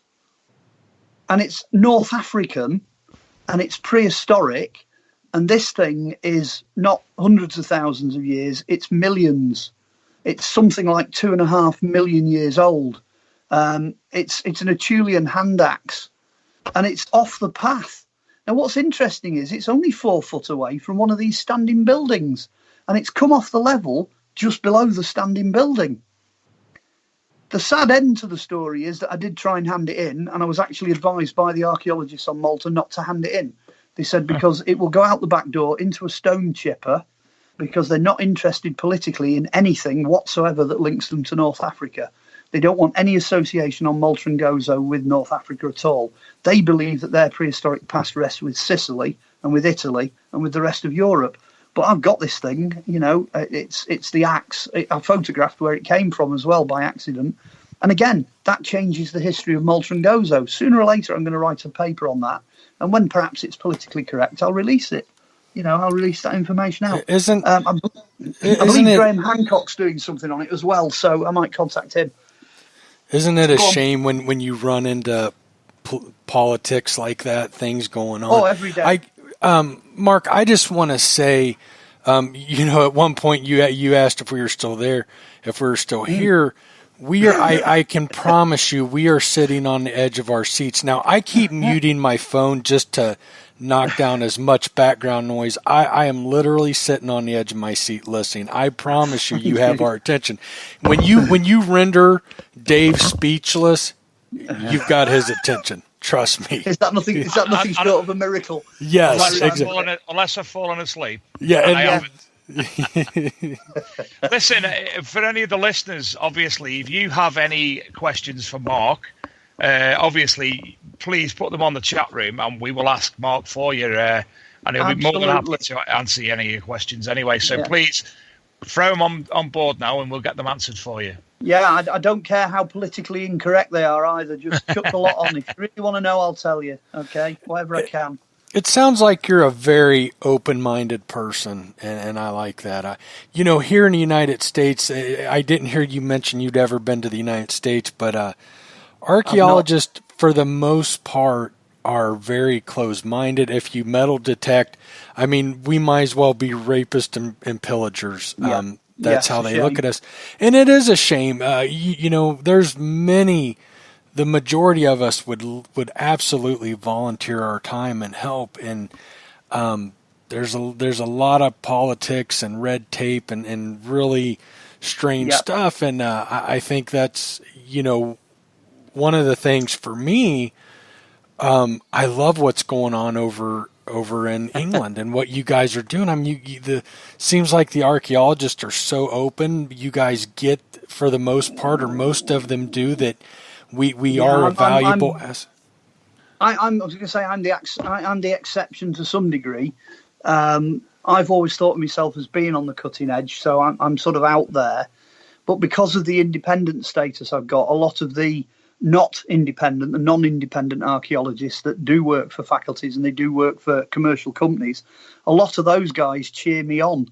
Because I am sat in a gap. There aren't many of us who are, educated independents. They're a small number anyway.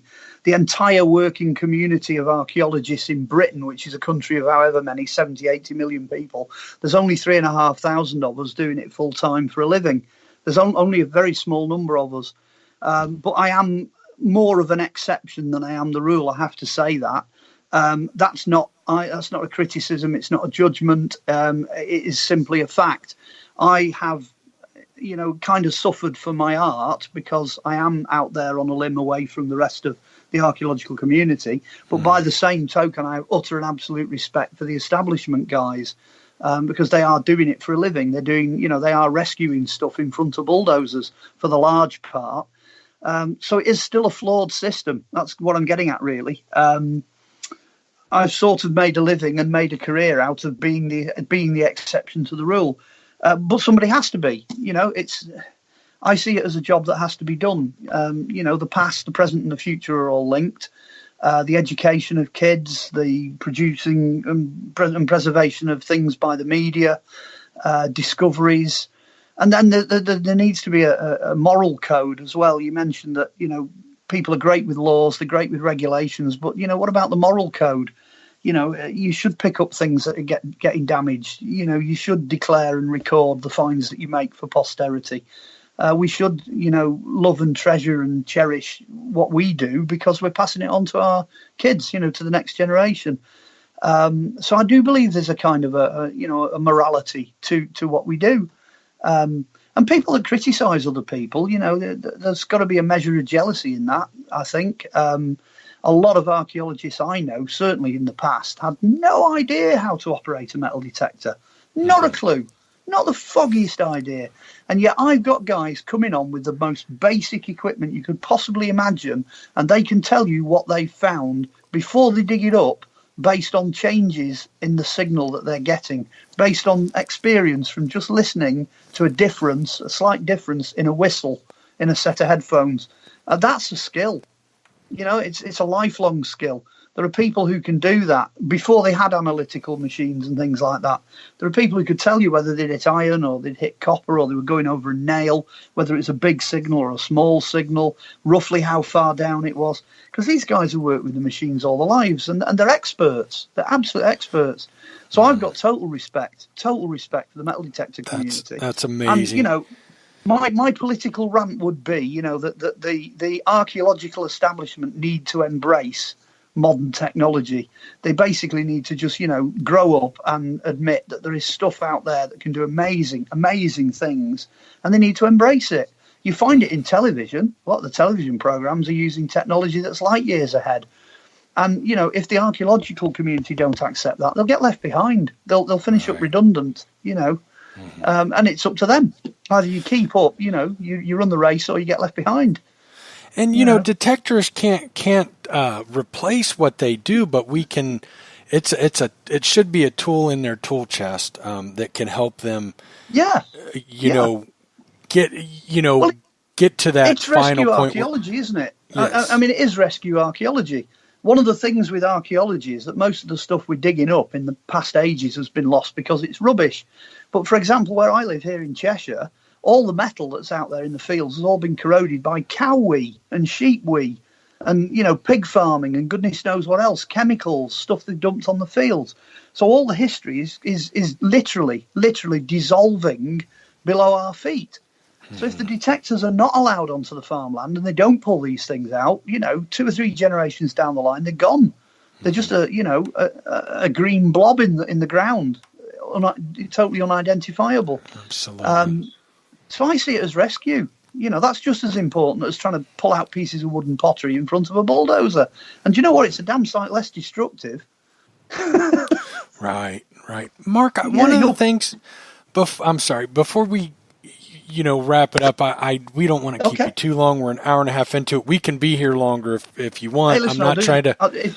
If there's any questions out there, I'll do the 2 hours because I have set aside the full 9 yards. Okay. So okay. Yeah. Don't mind. One of the questions that I have was, what is your favorite subject to study? I mean, do you have a favorite subject or time period that you enjoy studying?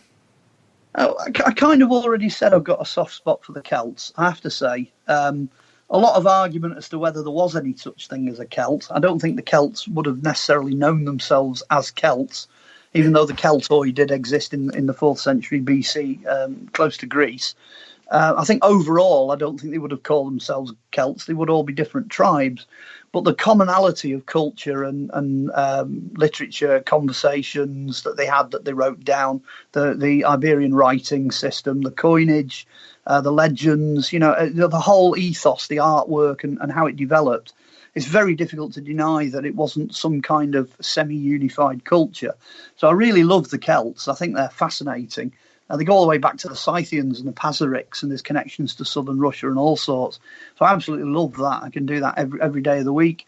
Apart from that, at the moment, I've got to say I'm quite into me medieval, sort of right in the middle, sort of high medieval. You sort of, Crusades onwards.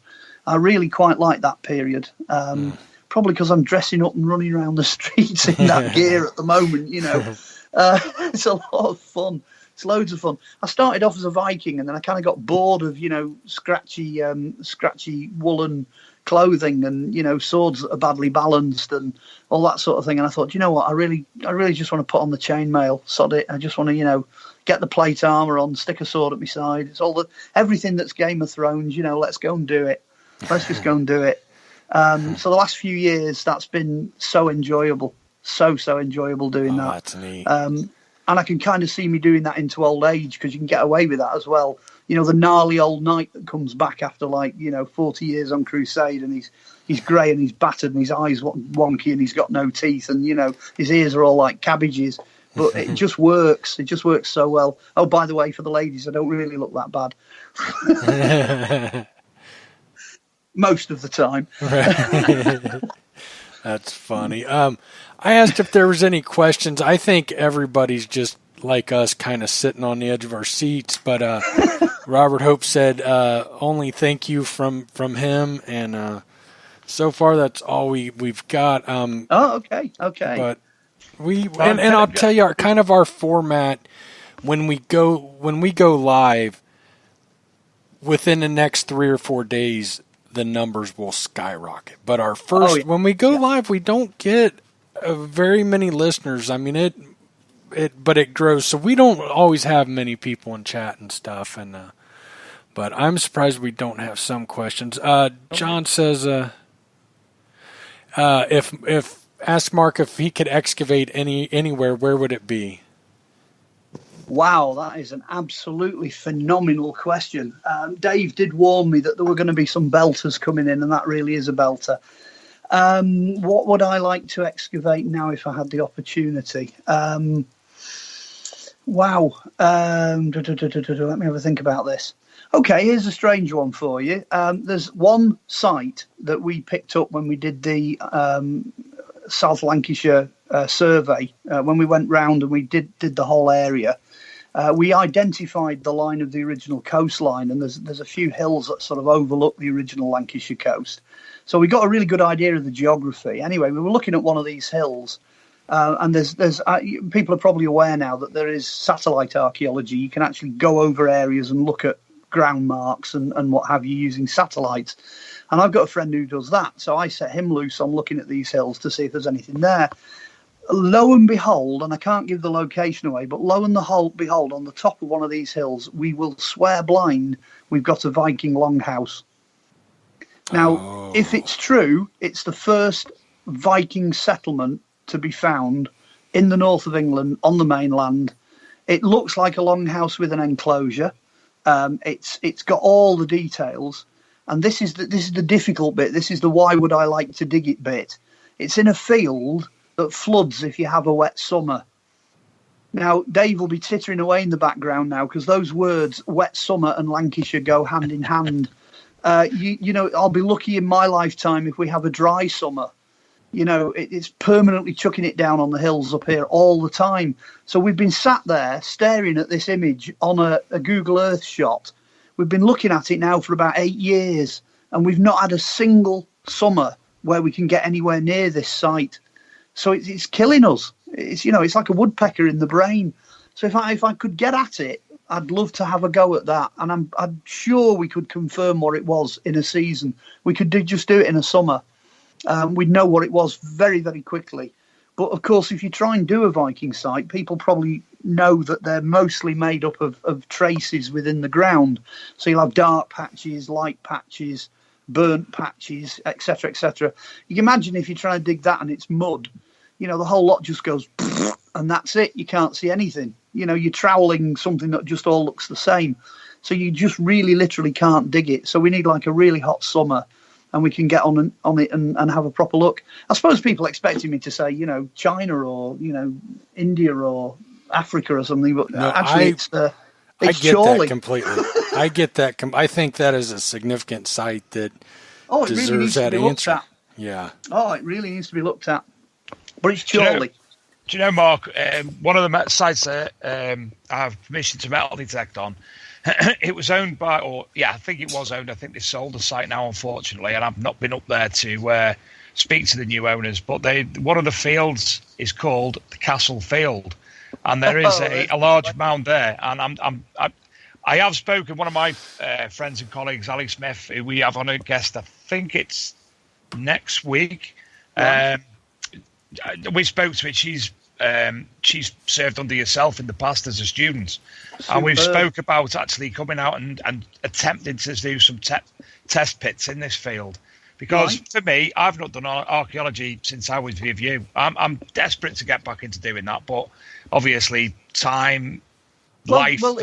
I was going to say, here's an offer for you. Okay, if you do sort of go through the proper channels and get the proper permissions, I'd be absolutely delighted to come out and join you on that. Marvelous, marvelous. I've not lost the passion. I'd still like to be, staring down a hole. and obviously, vice versa. If you ever need any totally site surveying, please give me a shout. One thing I also wanted to mention before we go. Firstly, when is the next Viking market, if you remember off the top of your head, and where? Oh, gosh, right. Off the top of my head, we are doing a small event. It's a very small event to raise awareness and to raise funds for the Smithy Heritage Centre, which is in Old Eccleston, St Helens. Now, it's a tiny event. You're only talking about 20, 25 contributors maximum. But it's one of these really struggling, small, independent heritage centres. It is part of the Lancashire Museum Service, but at the same time, funding is disappearing like beggary over here. So we're trying to do something for them to raise a profile. I'm fairly certain it's on the weekend, round about the 14th, 15th of September. That's the next one in the calendar that's confirmed. And then what we always tend to do at the end of September, we tend to have a big bash up at Formby. We've done that for the last sort of 8 or 9 years. But that one's got a bit of a question mark because the arrangements on the site have changed slightly. So we're definitely going to be there at St Helens. There's the possibility of Formby, and then there's a couple more waiting in the wings. I would definitely encourage people for events to link with me on Facebook. We have a very distinctive square icon for every event. It's very, very easy to spot, and it comes up regularly on the threads. As soon as the event's confirmed, the icon goes up. So if people are watching the Facebook, they will definitely get me and get the events on there. But as I say, at the moment, looking at the way the year's panning out, it's probably going to be September. Might be one on the Wirral in August, having said that. We're looking into doing that. But they tend to be in the autumn anyway, because the schools break up sort of, mid to late July, and then it's July, August, September. They're the main months. But definitely confirmed it's St Helens on the weekend of the 14th and 15th. And if you do have anywhere available, the Archaeology and Metal Detecting magazine, we do have. We have had stalls in the past. I've just recently got a bigger banner, and if we'd be happy to come and join you on them if that would be in fitting with the events. Well, what are the other? Well, I was going to say, let me say this. We do have a database of contributors. We do have an official, sort of list of people that we do send out regular newsletters to contributors. Mm-hmm. The best thing you can do is send me all the details you've got, everything you've got about what you do, the display, the banners, etc. Email me with that information, and I'll get you onto the database. Because Brilliant. We do have a mandate to help any independent societies. So independent archaeology societies, metal detecting societies, reenactment societies, anybody at all, chances are we can get you a free pitch on some of the events that we do. So please send me the details. Certainly will. Dave, I have an idea. People in chat on more than one occasion have said, matter of fact, it was brought up in chat tonight, that there needs to be an all-metal mode group hunt. How cool would it be to do? Now I'm in the United States. I couldn't come over this year, but an all metal mode archaeology and metal detecting hunt, along with Mark Olly doing a dig. Yeah, certainly. If we could get the location and obviously permissions and what have you, I'm sure that would be something more than able to do. If you did it as a crossover, you could mix what we do as the VMM, which is basically living history. You could mix that with what the metal detectorists do in terms of a rally. If you include a charitable thing in there somewhere, which most of the rallies do have a charitable element, you could then organise that as an official pulled together event, probably on a private site, because that's what you'd want to metal detect. And we can put it together. Why not? Why don't we do it? How cool And also, Mark, last year we were invited to have a stall at Detectable, which is Right. Probably the world's largest, or one of the world's largest, definitely the UK's metal detecting events. It's a whole weekend in September. Right. Wow. And they had obviously reenactments on there and what have you. So potentially, and it's honestly just having that. If you remember, Mike, the first unofficial show, we could call it the pilot. Myself and Luke, my colleague at the magazine, were at Detectable and said to Mike, do you want to do a phone in? We ended up 2 hours, Mike. Yeah. A 2 hour show from just having a chat from me. And while we were there, I'm actually giving Mike a description of the actual reenactment that was going on in front of me. Wow. Yes. He's like, I'm so jealous. Yes. If nothing else, if you've got a stall there, you know what I mean, and you want some guys to come along in kit, you know, I mean, there's always half a dozen or a dozen of us knocking around at any given time. I'll just put the word out and see who fancies doing it, because there are metal detectorists, believe it or not, who dress up in kit. So, you know, we'd be glad to join you if you want to include that as part of the promotion that you're doing for yourselves. You know, the bigger rallies, I think it would be a great idea to have somebody, you know, such as yourself, to educate, especially the younger detectorists, and how it all goes and how things should go. So, you know, I'm sure younger detectorists have found things in compromised sites, not meaning to, but just with a little bit of knowledge and, you know, doing things for detectorists like that, maybe I think that could be a brilliant thing. Well, there's something I do when I do talks at metal detector clubs, and it's been very, very successful. Obviously, because of where I am within the archaeological community, I'm keenly aware of what the law says and where the law stands and what you can and can't do. But at the same time, I am sympathetic to people that make innocent mistakes and that. And I'm not an enforcer of any kind. I don't have any legal standing, so I'm not going to, you know, dob somebody in for making a mistake or finding something. But what I also do is I identify finds for people. Because at the end of the day, that for me, the important thing is the find. I'm only really interested in the find and what it is. And actually, that's the same thing with most metal detectorists. What they want to know is what the hell it is they've found, you know, and where it's found, whether it's accidental, deliberate, permission or not permission or whatever. I see that almost as secondary, because what you're trying to do is you're trying to identify the find. Is it actually worth bothering with, or isn't it? So I do this thing where I just say to metal detector clubs, look, you know, I'm not going to dob you in. I'm not going to report you. I'm not going to shout at you for doing anything. Bring the finds in and let's have a look at them and see what you've got. If you don't think that you want to take them to the local finds liaison officer or whatever, but you still want to know what they are, you know, I'm not connected to a faculty or anything in particular. Just bring the finds in. Let's have a look at them and see what you've got. So I'd extend the same thing. You know, if I go to any of the events or I'm at any of the stalls or I'm doing anything like that, even if I'm dressed up as a knight or whatever, I'll always stop and I'll always identify anything that anybody brings to me. I've had some fantastic stuff. You would not believe, you know, Anglo-Saxon sword pommels and all sorts of stuff have turned up. And people don't know what they are. You know, they found them and they just don't know what they are. I would say, though, with every metal detectorist, without fail, wherever you are, whatever you find, make notes of where you find it. Location is really, really important.